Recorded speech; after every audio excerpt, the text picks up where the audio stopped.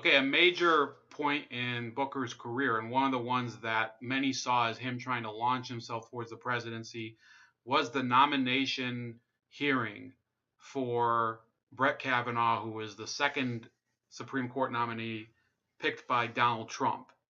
Okay, so in those hearings, there were numerous Democrats that were trying to vault themselves into the public consciousness in order to present themselves as a great opponent for Donald Trump in 2020. So the ones that are most famous and who had the most to gain from it were the members of the Judiciary Committee that happened to be Democrats. So those would be Mazie Hirono, Dianne Feinstein, Cory Booker, Kamala Harris, and the other members of the committee on the Democratic side, like Durbin and some of the other ones. They weren't necessarily very amenable to Kavanaugh themselves, but in particular stood out Booker and Harris. And we went over Harris during her video, but here is Booker having the Spartacus moment, which we'll explain once it's over. Anyone who didn't get documents released to use during the hearing, I have to say, as I've tried to cooperate and make everything available to everybody that they wanted, they only have themselves to blame. The request was made to release these documents for the first time last night after the senator asked the question of the nominee. The very section of the process that you read points out the absurdity of the process. We had a number of those documents released to us the night before, and to think that we could somehow ask you about the documents, reveal to you what questions we wanted to ask, and then it's not even your determination.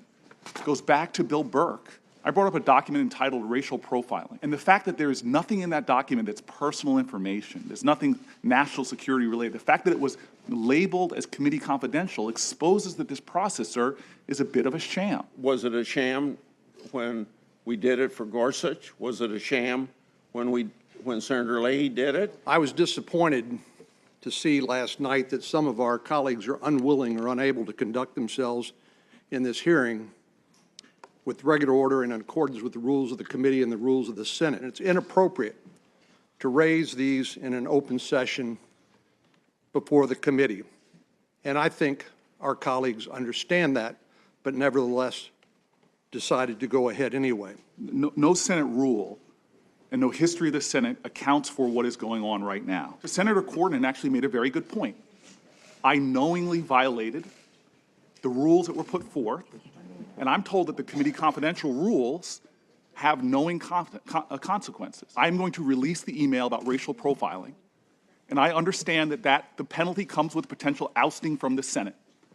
And if Senator Cornyn believes that I violated Senate rules, I openly invite and accept the consequences of my team releasing that email right now. What I'm releasing this document right now to show, sir, is that we have a process here for a person, the highest office in the land, for a lifetime appointment. We're rushing through this before me and my colleagues can even read and digest the information. Running for president is no excuse for violating the rules of the Senate. No senator deserves to sit on this committee or serve in the Senate, in my view, if they decide to be a law unto themselves and willingly flout the rules of the Senate and the determination of confidentiality and classification. That is irresponsible and conduct unbecoming a senator. Anyone? Okay, so that, I think, was one of the more revealing elements of Booker's tenure in the Senate. I think it was very indicative of who he is, and it's very indicative of how different he is from some of the Republican senators. You had him face off with a couple Republican senators, including the Senate Judiciary Committee Chairman Chuck Grassley, who's since been replaced by Lindsey Graham, as well as John Cornyn, who I think had he had a lot of interesting points during the whole Kavanaugh hearing process himself, even though I don't know much more about him. And essentially, Booker was calling a bluff on John Cornyn and saying, well, I will release confidential documents from these hearings because I don't think that these documents should be confidential. Now, if you realize the irony of that statement, confidentiality is something that is agreed upon sometimes in order to keep a process sanitary. Okay, so if you have a lot of information that's being made to the public that will eventually become the part of a media firestorm, there are elements within Congress that can make those deliberations confidential. It's not necessarily right every time, and I'm not trying to justify every confidentiality uh, classification for information that's put before Congress. But the fact is that a senator like Cory Booker, who is part of this Democratic Party that has for the past few years harped on the fact that Donald Trump is careless with confidential information, for him to have done that does jeopardize his standing in terms of national security, in terms of his trustability for the public with confidential information. Once he would become the Democratic nominee, you have to remember he would be entitled to the same briefings on intelligence that a lot of times the president is. Okay, not I don't believe every single briefing is entitled to him, but he would probably be briefed on a lot of it. And therefore, people would have to worry, justifiably, because he admitted. Remember, people accused Donald Trump of doing this, but Cory Booker has admitted to have leaked confidential information from a Senate hearing because he feels that it shouldn't be confidential, and that is a rules violation. And Cornyn called him out on that, and as of yet, he hasn't been disciplined for it, which is kind of the Senate's choice. So, a number of last issues. In 2013, Cory Booker was accused of flirting with a Portland stripper. Now, he did it through, I believe, Twitter DMs. So I have a link to that if you want to see in this presentation. I'll put the link to the presentation in the description. I read through it. It wasn't exactly the most livening discussion, but it appears he had like a long friendship with a Portland, Oregon stripper on Twitter. There have been a lot of whispers about his ambiguous sexuality. Okay, now he's publicly come out and said he's not gay. A lot of people don't believe him. Now, another issue is that he was accused at the time of the Kavanaugh hearings of sexual harassment of a gay guy in New Jersey who had been involved in one of his campaign events. And he also admitted to groping a female classmate in high school. Those links are all in the description. Here is some more of Cory Booker's statement before Brett Kavanaugh's nomination vote. Work product. When women's rights, when workers' rights, when LGBT rights, when voting rights, when affordable health care is all in the balance, we know so little about this candidate. And because of all that's at stake, several of my colleagues and I made the decision to release those documents, but it was still just a fraction. Meanwhile, Judge Kavanaugh's initial testimony before the Judiciary Committee raised my concern because he continued to evade questions, refused to answer our questions.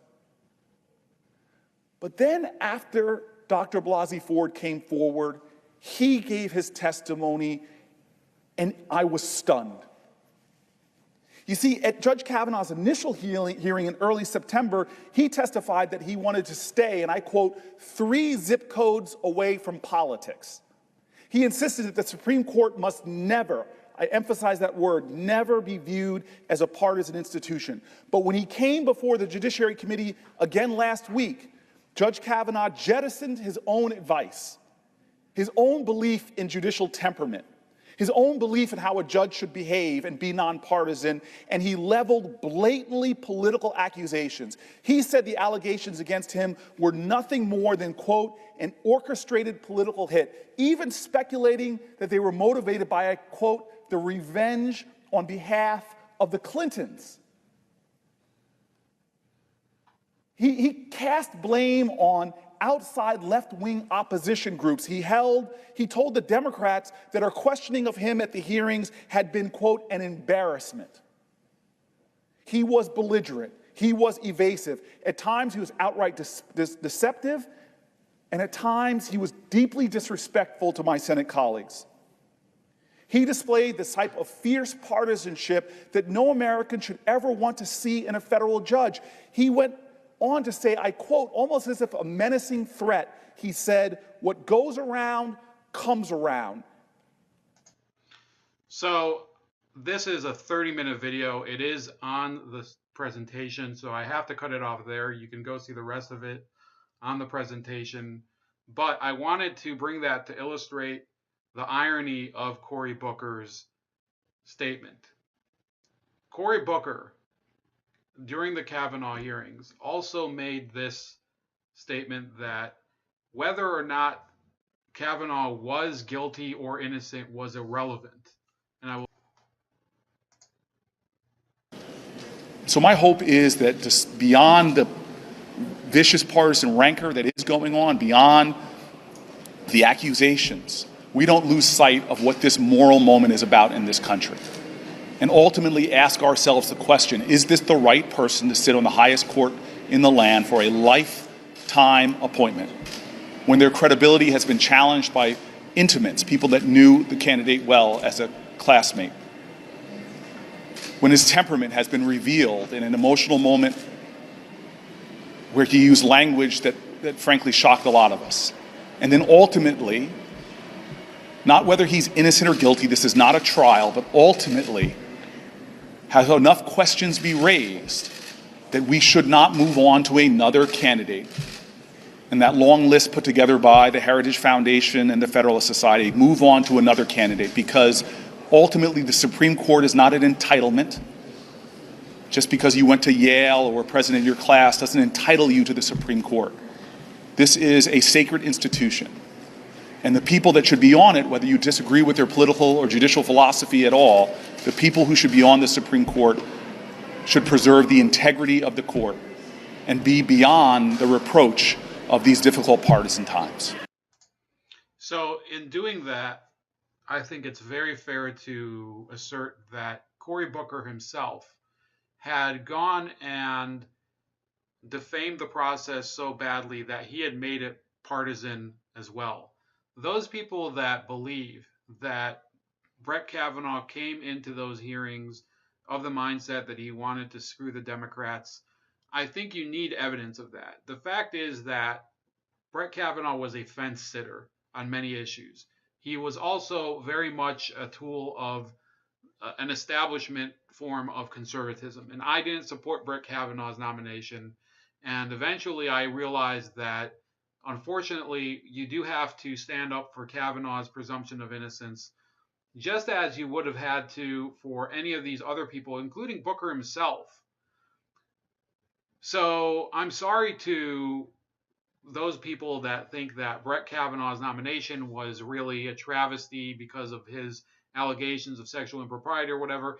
Unfortunately, the president does have the right to nominate whoever he wants, and Congress can advise and consent, but ultimately, when you base that advice and consent on allegations that cannot be proven, I can't support that as a basis to not appoint him to the court and have him sit. If the discussion had been germane to Kavanaugh's judicial record, where he supported things like the Patriot Act, in fact, he helped craft the Patriot Act, I would have gladly supported somebody like Booker or Harris or Durbin objecting to that. But they didn't raise it even once. Okay, and this is where we're getting to the fact that many of the things that Cory Booker and his like are more obsessed with are not the substantive issues that citizens of all backgrounds could get along on, including progressives, conservatives, libertarians. In many cases, he is serving a lot of the buzz issues that don't necessarily concern anyone. They only concern the media and their corporate sponsors and the elite political class. For the last slide, I wasn't able to find any video that I could actually share on embedding or anything on the slides, but it is included as a link.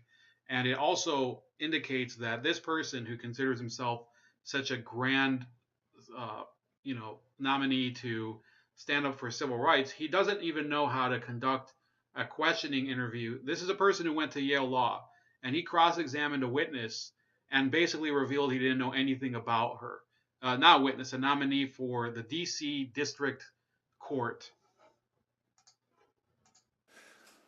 In a 2008 article, you criticized the Supreme Court's landmark decision in Lawrence v. Texas, which invalidated the state laws that criminalize same-sex relationships. You said that the court's decision, quote, eschews older traditions in favor of an emerging awareness of the meaning of and the scope of liberty. What, in your view, should the Supreme Court have been in the business of upholding older traditions, as you said, of laws that criminalize same-sex relationships?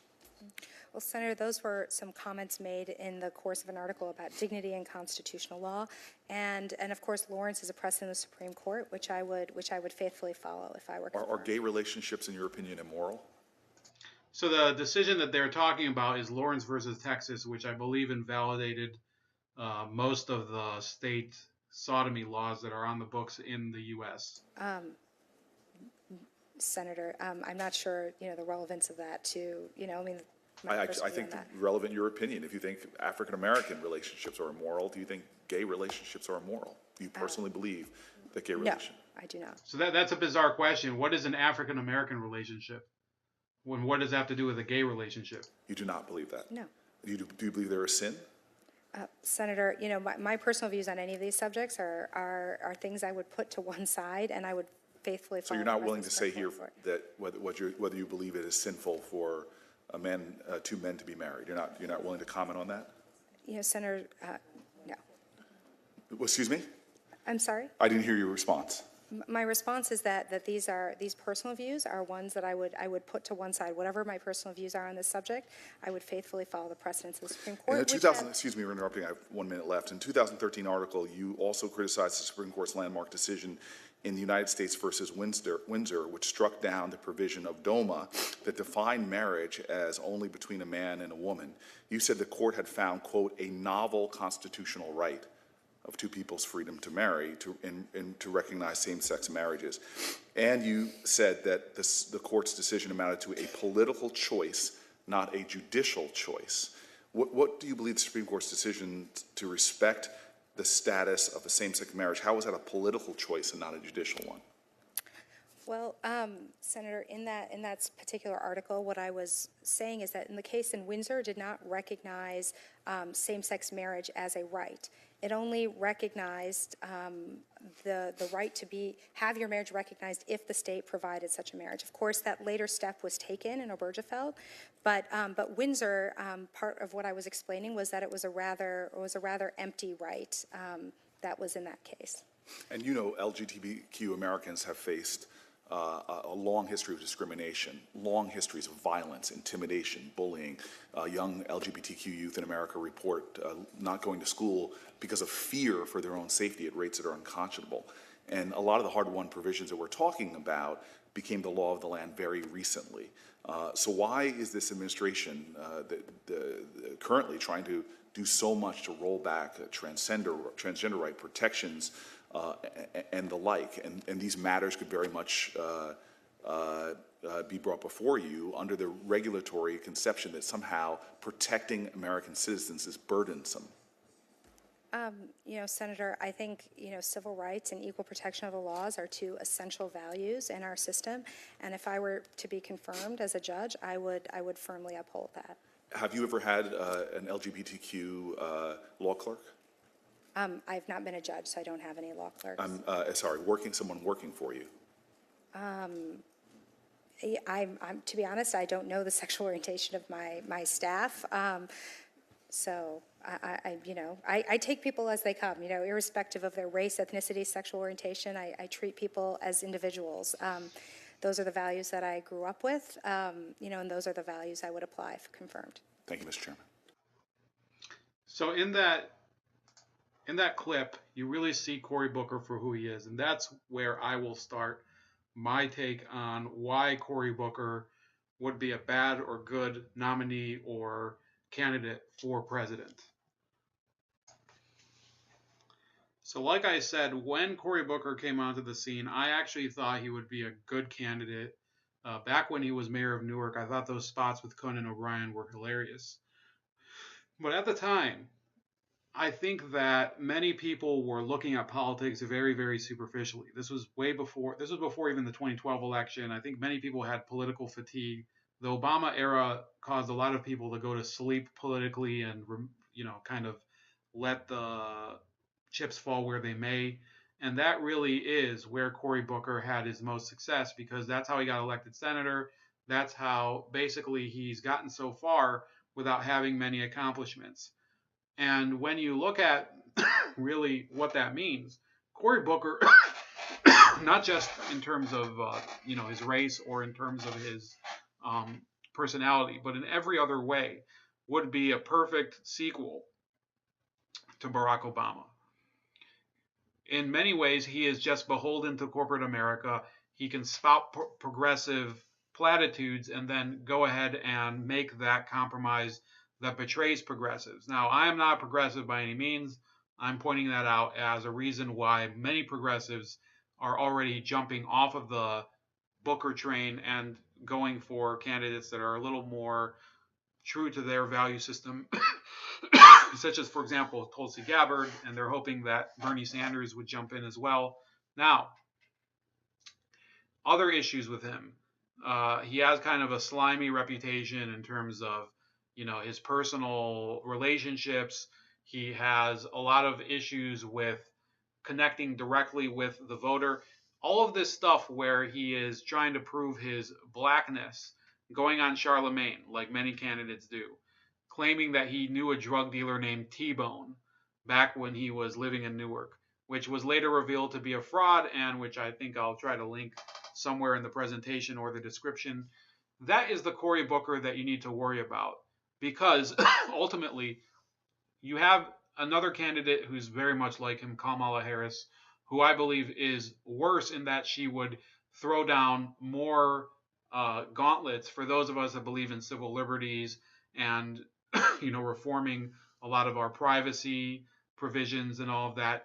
But the reason that Cory Booker could be just as bad as Kamala Harris is that he's incredibly beholden to financial interests like Wall Street and the insurance industry, as well as the pharmaceutical industry. Progressives would object to him being connected to the school choice industry. I actually happen to support school choice, but it's something to think about. So ultimately, I think he would be a horrible candidate for president. And I think that many people are waking up to the fact that the Democratic Party is stacked with people like Cory Booker, people like Kamala Harris, who don't have any appreciation for fundamental civil liberties in the country. And that's why some of them might be voting Republican. Some of them might be voting further left. There could be a third party candidate, a Green Party, because the eventual Democratic nominee could be either Booker or somebody like Booker. So that's about it. Please like the video, subscribe to the channel, subscribe to my second channel, Super Razor Ray Special Cuts, also to my channel on BitChute and my channel on Cocoscope and all of the social media behind me that you can see right here. Here we go. And I'll talk to you guys later. Have a good day, and probably going to have a live stream later.